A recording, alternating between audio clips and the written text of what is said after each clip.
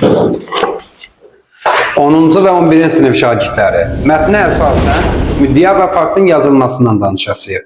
Videoya keçid etməmişdən öncə kanalıma abunə olmağı və videonu bəyənməyi unutmayaq. Başlayaq dərsimizə. Əziz 10-cu və 11-ci sinif şagirdləri, qeyd etdiyim kimi bu günlərin mən sizə 2 mətn nümunəsi təqdim edəcəm. Həm bədii mətn nümunəsi, həm də publisistik mətn nümunəsi və hər iki mətnə əsasən müddəa və faktın tapılma qaydasını sizə öyrətmiş olacağam.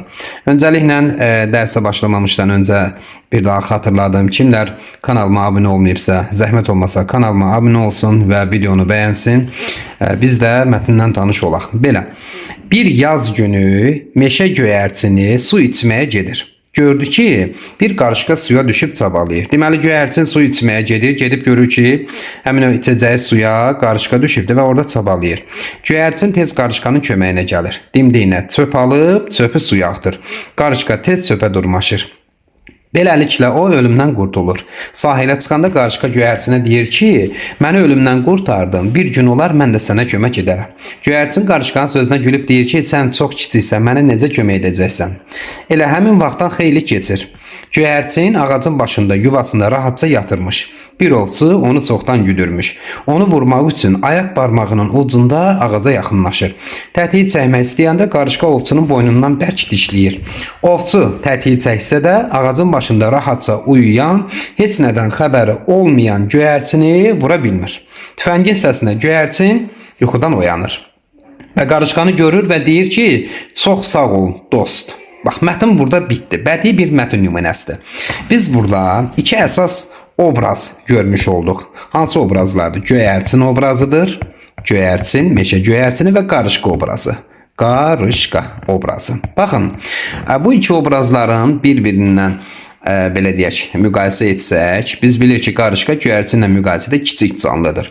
Və burada qarşılıqlı həyat xilas etmənin şahidi olduq. Doğru mu? Baxın, indi mən buradan qeydə açacağım. Bax, diqqətli oluruq. Nə edək? Bax, belə bir müddəa yazacağım. Qeyd edin buradan, deməli. Müddəa. Baxın, müddəa necə olacaq? Qeyd etdiyim kimi, qarışqa göyərçinlə müqayisədə kiçik canlıdır. Və onun, belə deyək, kiçik olmasına baxmayaraq, köməyinin böyük olduğunu gördük mətndə. Doğru mu? Belə bir müddəa yazıram. Kiçik canlıların da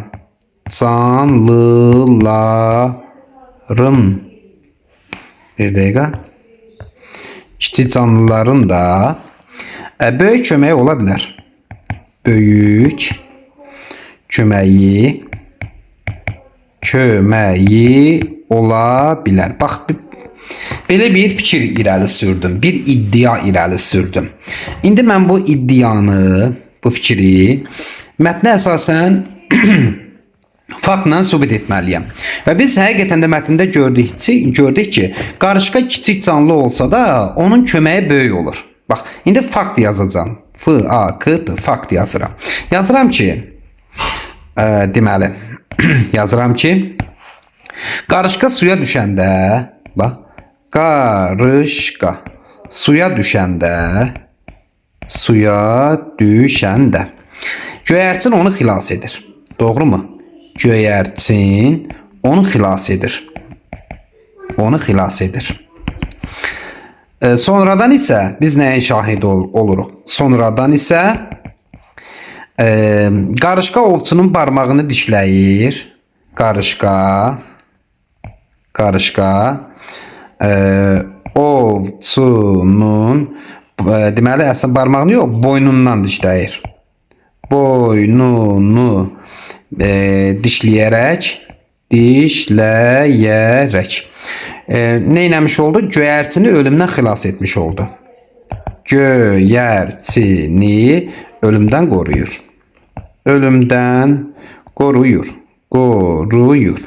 Bax, bu da verilmiş müddəanın faktıdır. Kiçik canlıların da böyük köməyi ola bilər. Müddəamız idi.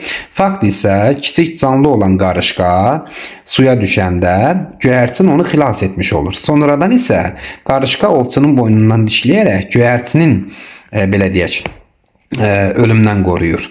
Bu bizim bir müddəamız. Daha sonra Mən bu mətnə əsasən növbəti bir müddəa da yaza bilərəm. Məsələn, yaza bilərik ki, həm göyərçinin qarışqaya qarşı münasibəti, həm də qarışqanın göyərçinə qarşı münasibəti. Ona bir ad qoysaq xeyirxahlıqdır, doğrumu? Növbəti bir müddəa yazıram. İkinci bir müddəa yazacağam. Müddəa. Yazıram ki, xeyirxahlıq. Xeyirxahlıq. Heç vaxt cavabsız qalmır. Cavabsız qalmır. Bu bizim müddəamız. İndi mən bunu faktla sübut etməliyəm. Yazıram ki, burada göyərçin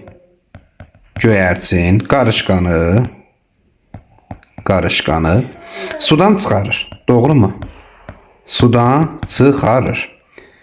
Deməli, göyərçin qarışqaya qarşı xeyirxahlıq göstərmiş olur. Daha sonra qarışqa da ovçunun deyək ki, tətik çəkməsinə mane olub göyərçini xilas edir. Göyərçini xilas edir. Bu da bizim növbəti müddəa və faktımız. Xeyirxahlıq heç vaxt cavabsız qalmır. Əsaslandırıram. Göyərçin qarışqanı sudan çıxarır. Daha sonra qarışqa da ovçunun tətik çəkməsinə mane olub göyərçini xilas edir. Hətta mən növbəti bir müddəada yazacağım. Üçüncü müddəa. Bax, mətndə bir hissə var idi ki, orada göyərçin qarışqanın həyatını xilas etdiyi təqdirdə qarışqa göyərçinə deyir ki, vaxt gələr mən də sənə kömək edərəm. Göyərçin də onun bu sözünə gülür, düzdürmü?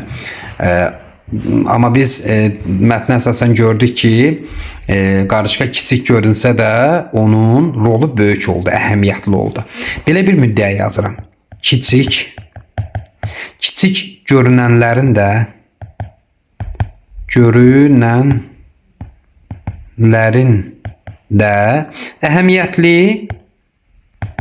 əhəmiyyətli rolu ola bilər.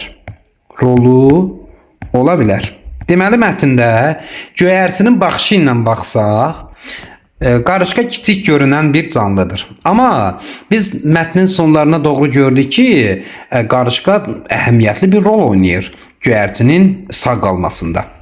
İndi bunu əsaslandıran bir fakt yazacağım. Neynədim mən? Bunu əsaslandıran bir fakt yazacağım. Qeyd edirəm buradan faktını. Deyirəm ki, göyərçin əvvəlcə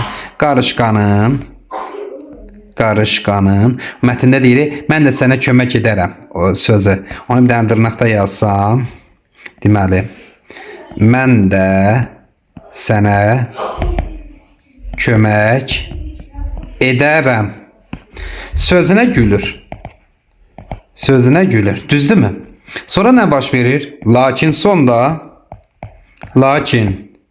sonda onu məhz qarışqa xilas edir. Göyərçini, yəni onu məhz qarışqa xilas edir. Deməli, kiçik görünən mətndə əhəmiyyətli bir rol oynamış oldu.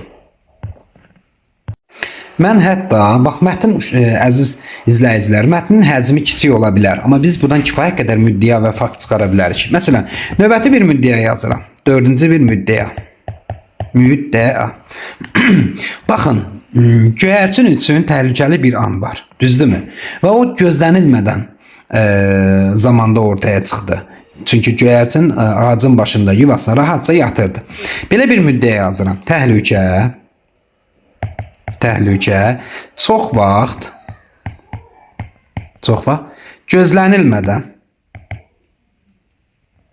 gözlənilmədən ortaya çıxır. Təhlükə çox vaxt gözlənilmədən ortaya çıxır. İndi bunu mən faktla sübut etməliyəm. Yazıram ki, buradan göyərçin ağacın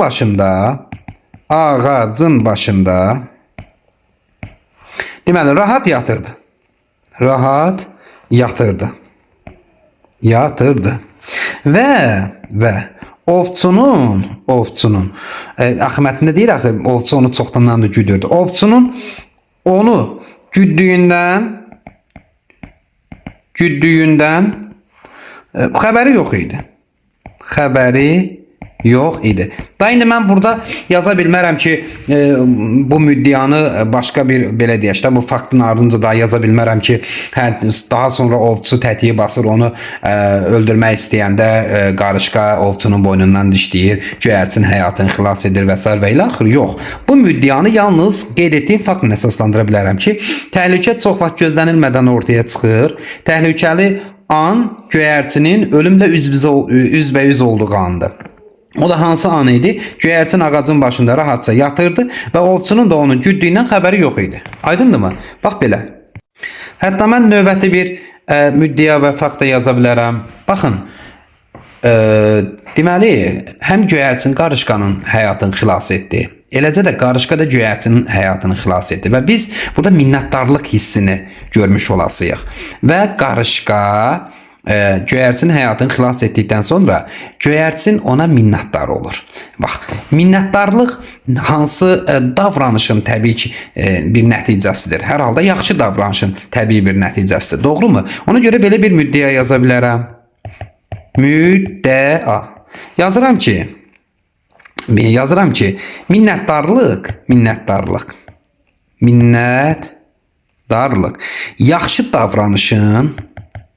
yaxşı davranışın təbii nəticəsidir.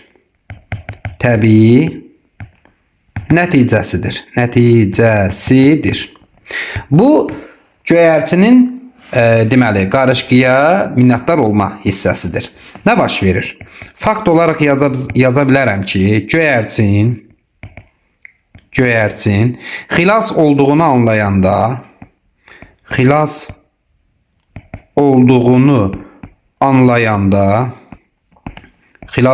anlayanda qarışqaya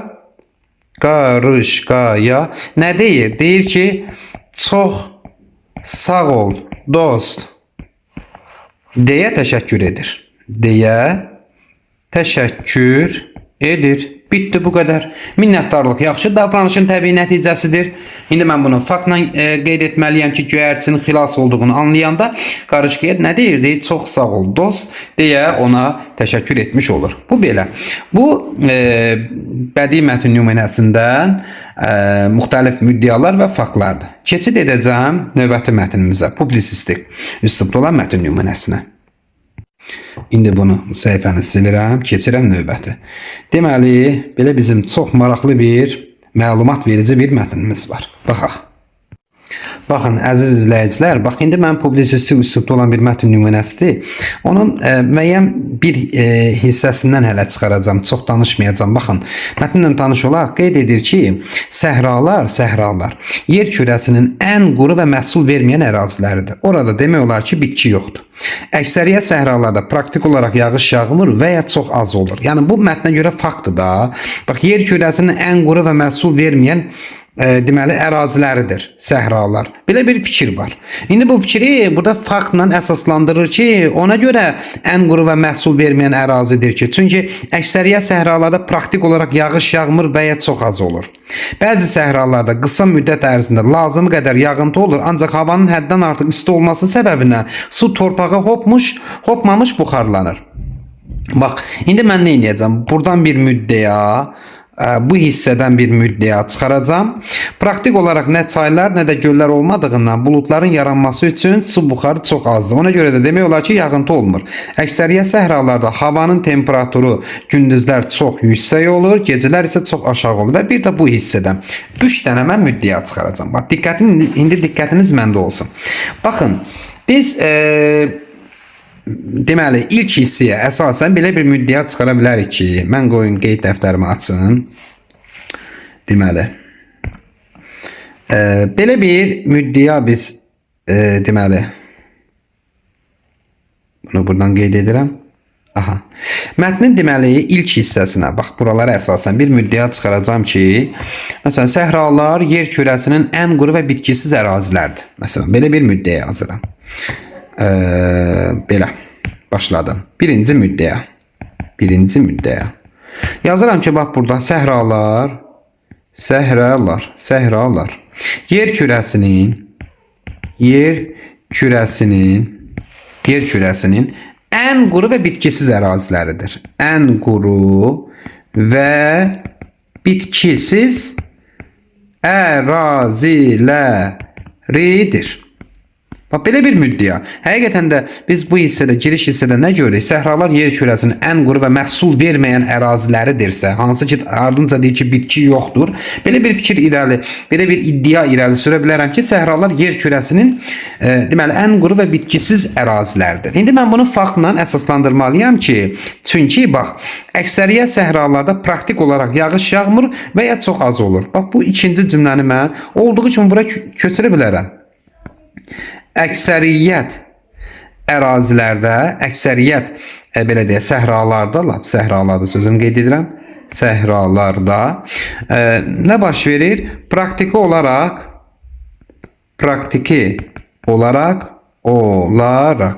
deməli, yağış yağmır və ya az olur. Yəni olsa da az olur.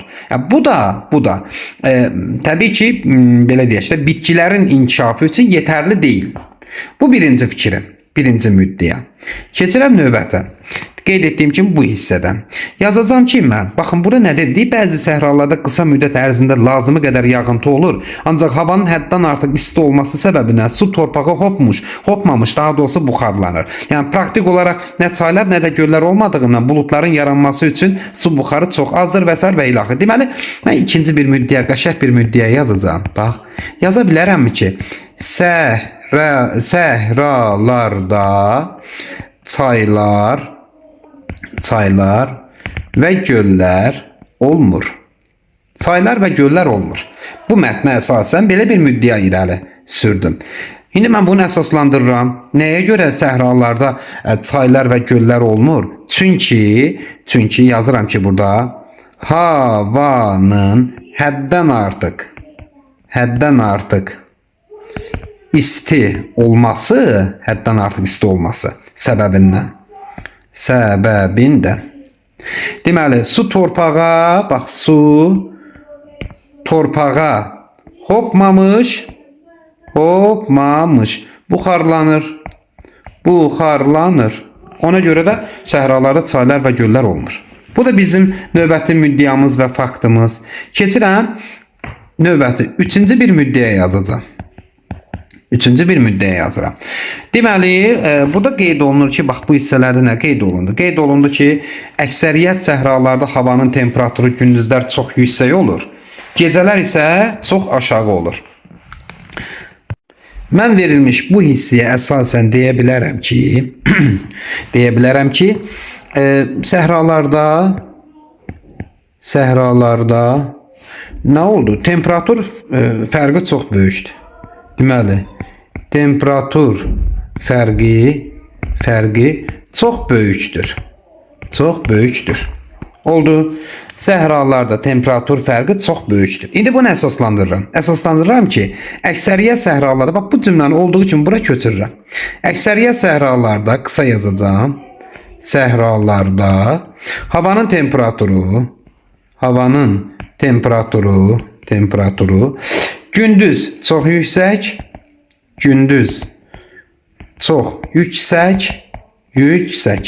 gecələr isə çox aşağıdır. Deməli, gündüzlər hava çox isti olur. Gecələr isə hava çox soyuq olur. Nə baş verdi? O baş verdi ki, səhralarda temperatur fərqi çox böyükdür. Bu belə heç bu hissələrə heç baxmıram. Hələ mən mətnin bu hissəsindən, bu abzasdan belə deyək, bu tərkib hissənin deyək ki, mətnin tərkib hissəsinin bu abzasından hətta 3 dənə mən müddəa və ona uyğun fakt çıxarmış oldum. Bax belə. Deməli, müddəa və faktı tapmaqdan ötə yenə deyirəm, müddəa irəli bir fikir, bir fərziyyə irəli sürürsən, bir fərziyyə irəli atırsan. Daha sonra mətnə əsasən həmin o fərziyyənin irəli sürdüyün o fikrin əsaslandırılması lazımdır. O da necə olacaq? Faktla olacaq. Və bunu mən necə eləyəcəm? Təbii ki, mətni sən diqqətlə oxumalısan. O gözünə fakt kimi dəyən məsələlərin altından xətt çəkməlisən. Aydındırmı? Və praktik olaraq nə etməlisən? Bu tip mətnləri daha çox işləməlisən. Hər işlədiyin mətndən ola bilsin ki, məsələn biz DIM test toplusunu işlədiyimiz zaman və digər fərqi yoxdur. İstənilən dəyərli insanın əziyyət çəkib hazırladığı mətn tapşırığını işlədiyimiz zaman heç belə deyək ki, bir 10 sual içərisində müddəa faktla bağlı sual olmasın. Amma sən nə etməlisən? Sən özünü formalaşdırmaqdan ötürü və mətnin müəyyən tərkib hissələrinə əsaslanıb oradan özün üçün müddəalar və faktlar çıxarmağı bacarmalısan. Bu praktiki işdir. Bunu bir neçə dəfələrlə təkrar işləmək lazımdır. Bir dəfə səhv elə, 3 dəfə, 5 dəfə səhv edəcəksən. Daha sonra doğru olacaq. Sadəcə olaraq sən cəhd eləməlisən. Aydındırmı? Və mən də bu işdə hər birinizə dəstək olmağa, təmənnasız dəstək olmağa hazıram.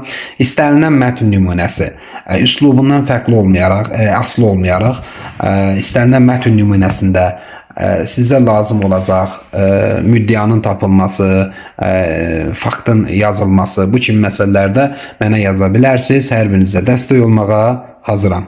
İnşallah növbəti dərslərimizdə başqa bir mətn üzərində, belə deyək, mətn tapşırıqları inşallah ki işləyərik. İdeyalarım var beynimdə. Təbii ki, siz nə etməlisiniz? Ondan ötürü yenə deyirəm, kanalıma abunə olmalısınız, videonu bəyənməlisiniz və şərh bölməsində öz fikirlərinizi yazmalısınız. Belə, bu günlük bu qədər. Sağ olun.